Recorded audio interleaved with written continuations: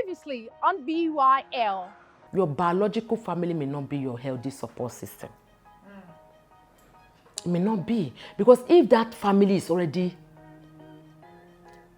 dysfunctional and it has affected this child, can we redeem this child's self-esteem in his or her school?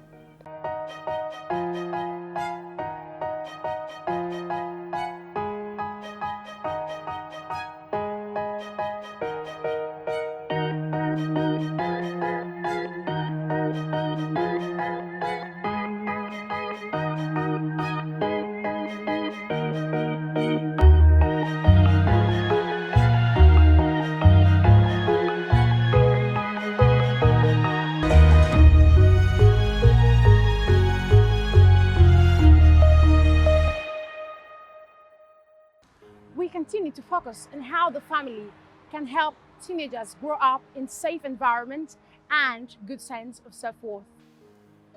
I'm not sure anybody can give you self-esteem. It has to come from within. And it has to come from accepting who you are and what you are. So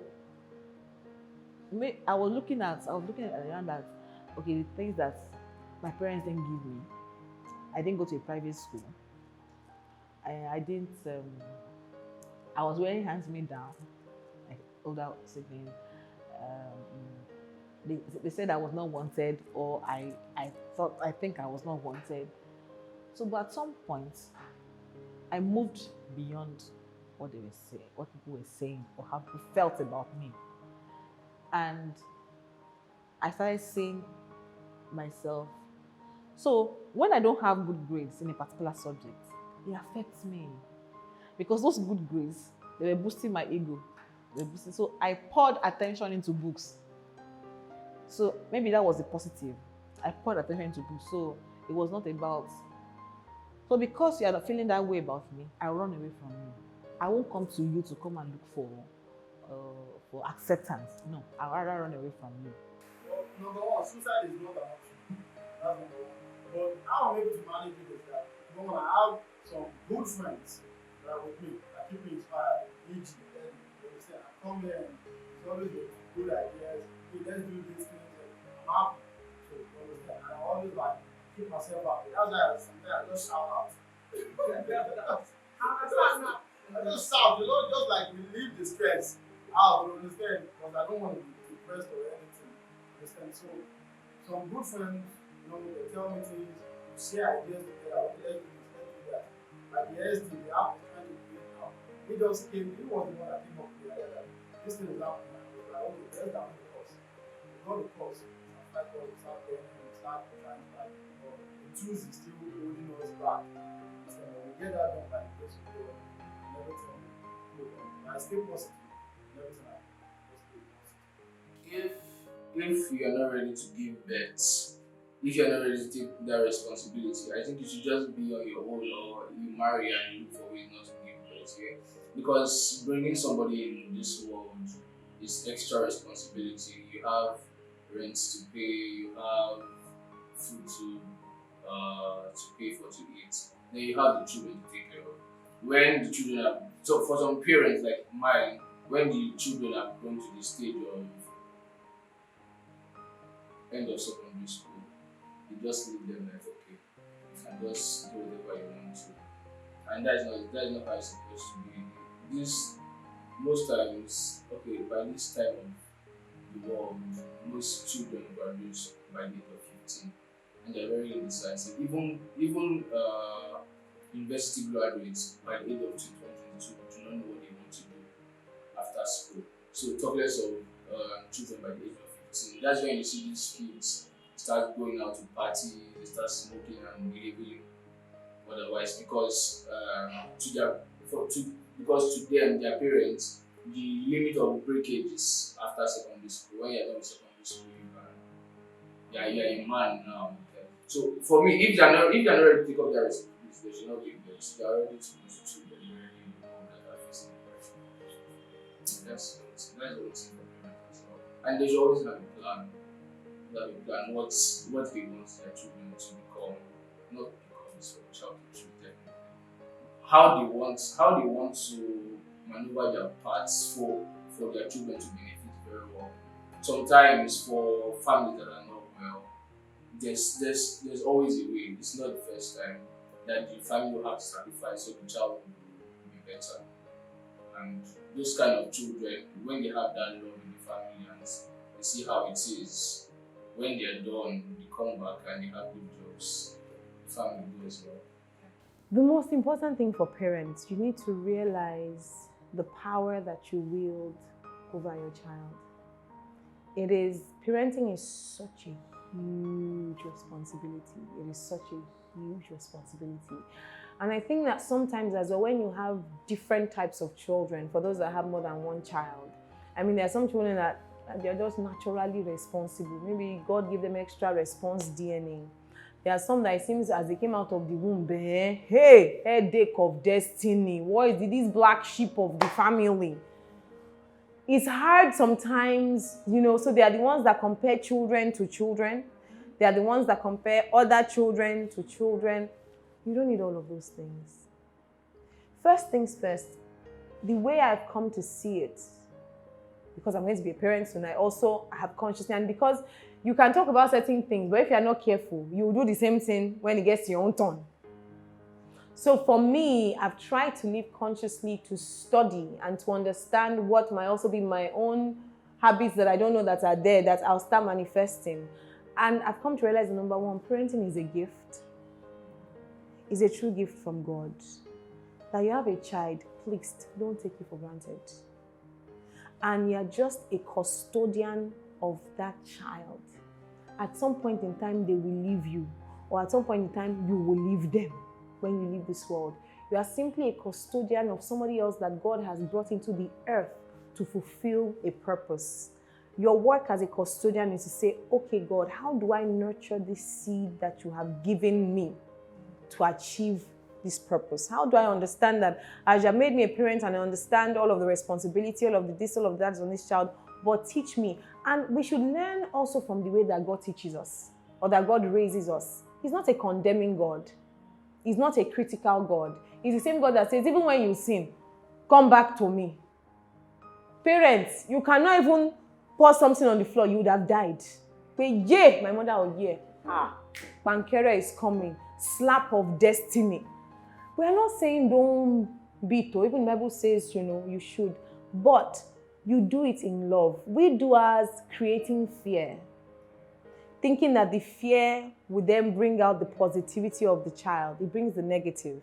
So for parents, you are a custodian. The words that you speak are very powerful. What a child hears at 5 can define that child for the rest of his life. So powerful. I mean, you just hear, shut up, you're so stupid, you're so foolish, how could you have done that? Shekete. You can't understand the gravity of those words on the child growing up. So the words that parents speak, the actions that they do, and I think sometimes what even hurts children as well is you're telling me one thing, meanwhile you yourself, you're doing another thing.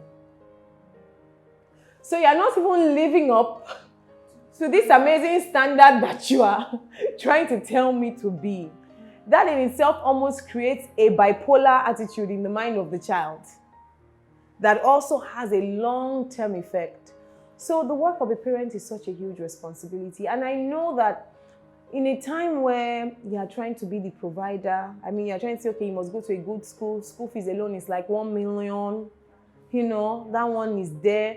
You're also having your own issues as a human being. Because parents also have their issues. They are individuals as well. As a child, you don't even know the dynamics between your father and your mother. The dynamics there might not even be working out right. So the woman or the man is taking the frustration of the husband or the wife on the child. That's one self-day. Then they have their issues they might have at work. They have their issues they might have in their nuclear family. There are just so many things going on. So balancing all of those things truly is so the help of God. Let's not lie. It's the help of God. No, you cannot do it. There are too many things. Lagos traffic alone. By the time you're in traffic for 3 hours, you now get home. One child is doing makamaka. Wallah, you would have just scattered everywhere before you remember, is such a huge responsibility. Let me talk well.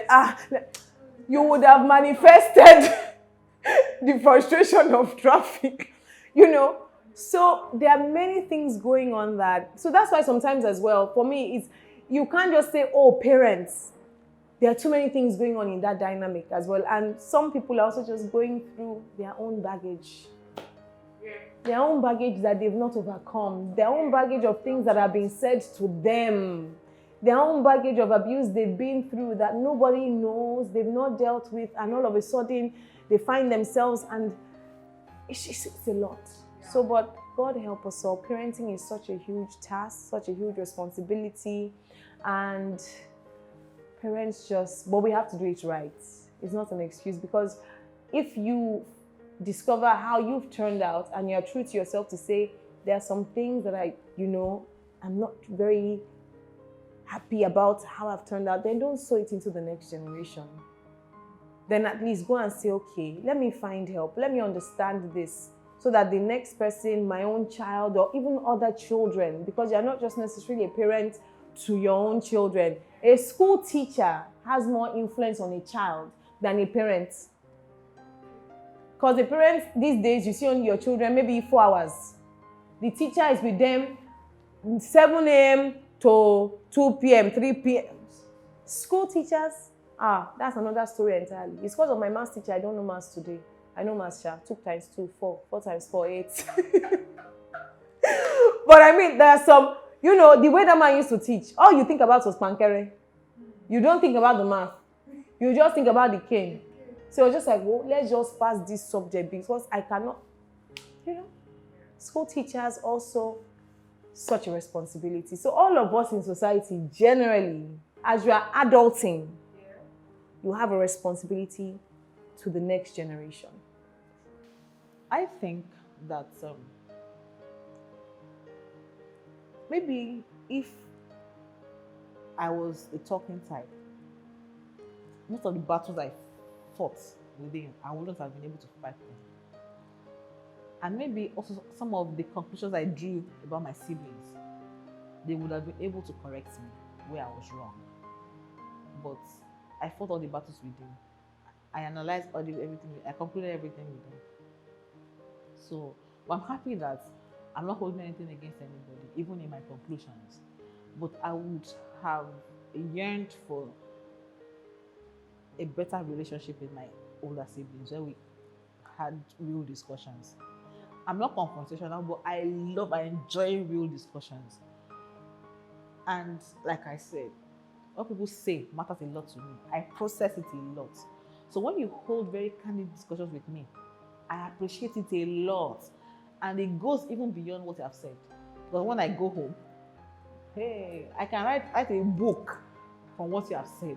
So I appreciate it a lot. So that's why maybe that's why I also like my dad, because when it talks from a depth that I try to analyze, and I gain a lot from it. So when I also read books, like he's talking to me, I also analyze a lot from it. So one of the things, maybe there are lots of strangers like me that are they analyze things a lot. Maybe a way adults can help is talk to them. They will be like me. When you have gone, they will analyze what you have said. So people that are my role models today, they will never know that they are my role models. Maybe from one thing or the other that they have said, or they have seen them do, majorly do, it has helped me direct my life. Now, negative influence. Even some adults, they've had negative influence on me. I had a teenage pastor whom I took like a mother, a woman. And I go to her house when I'm free. After my secondary school education, before university, I'll go to her. I'll spend time in her house. I just want to hear her talk. Like I said, analyze things a lot. So she also reads a lot. So she talks from her world of experience. I sit down. She didn't know how much of what I've learned from her. So I adore her. God. So anytime she's around, I see a new book. Ah, Mr. Angela, have you read this? I have not. Come, let's we talk. After church, my parents will go home. I'll go to her house. I'll help with her kids. I'll clean her house. I will take her as her until she just said one thing that destroyed everything. And what is it? We've been friends for like 3-4 years. And then what did she say? She saw me wear trousers one day. I wore trousers to her house one day. And the next thing, she's reporting me to my pastor in church. This one that she has not gone to school and she's wearing trousers. If she now goes to school, what will she become? And that was what destroyed her till today. And it's still, maybe my strength is my weakness. I analyzed that statement. And okay, before she could come out to say it to my pastor. So this is how she felt about me. I tried to manage the relationship now, but as if I was forcing myself. I think I've forgiven her. But when I see her, I see her as someone that will judge me. More often than not, sometimes the help you need might not be in your family, especially because maybe you see finish. Your family has seen you finish. They can't even understand what's wrong with you. All of us in this family, what you say is wrong with you. And that's where a lot of people find frustration, because you are thinking that the place that you have grown up, the place is where you should find the help. Many times, that's not where you find the help. So quickly tell yourself, this help is not my fault. And they are not bad. They just cannot help you. They've seen you from childhood. I mean, they are wondering, what is Tony saying is wrong with her? What is wrong with you? They can't get it. You need someone that is absolutely objective from the outside. When you get to that point, then begin to work on your belief system. You can do that by books. I'm a biography person. Right now we are celebrating Tyler Perry's amazing studio, bigger than the 4 Hollywood studios, blah, blah, blah, blah, blah. At some point, this guy was homeless. I watched the video just yesterday. He was talking about the first time he met Oprah. He was a janitor in a hotel where she came to stay. This is the Oprah today that is the godmother to his son.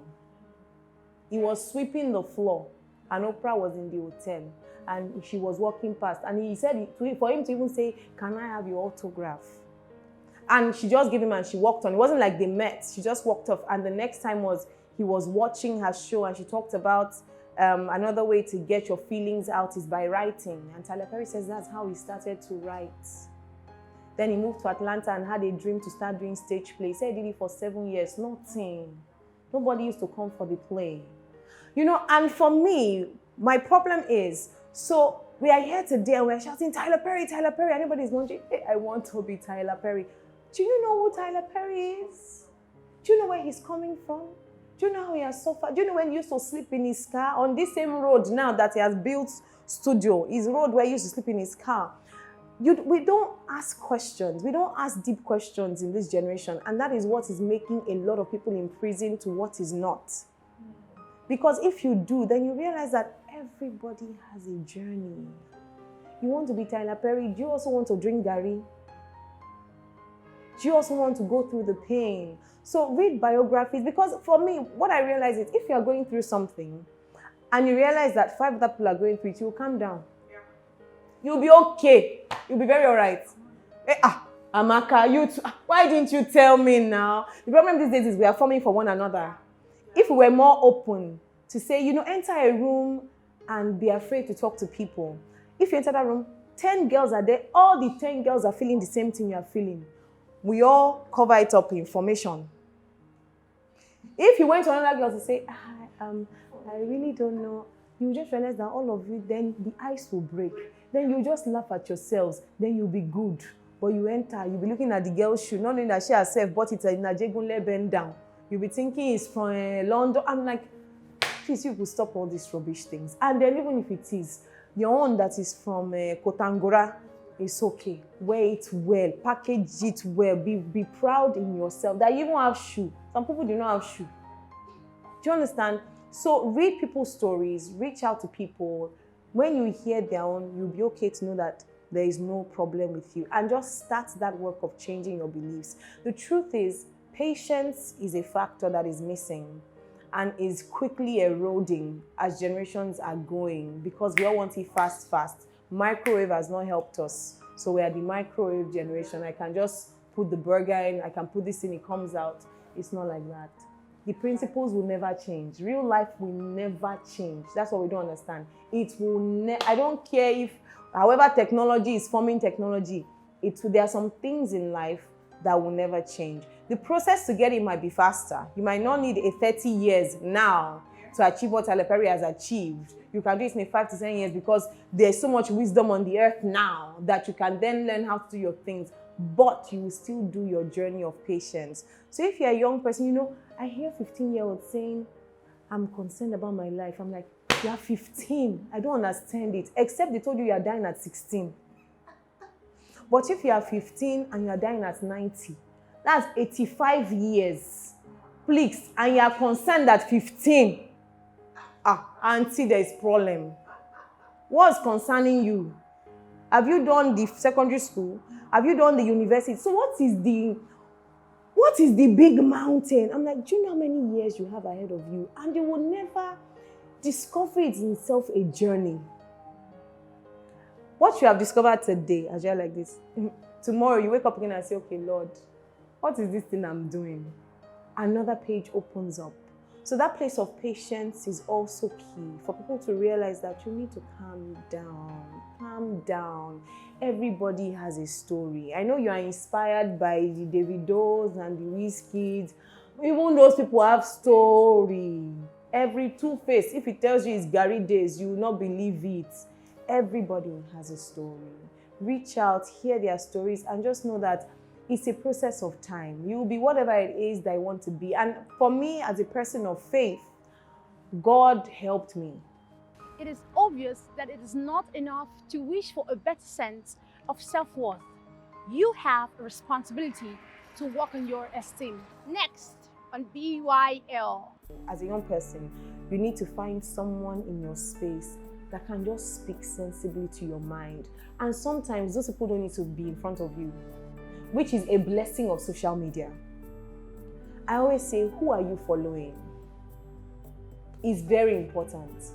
If you know that you cannot afford certain things in life, then you are following someone who what they are showing you every day is their bag. I'm sorry, it's affecting your destiny.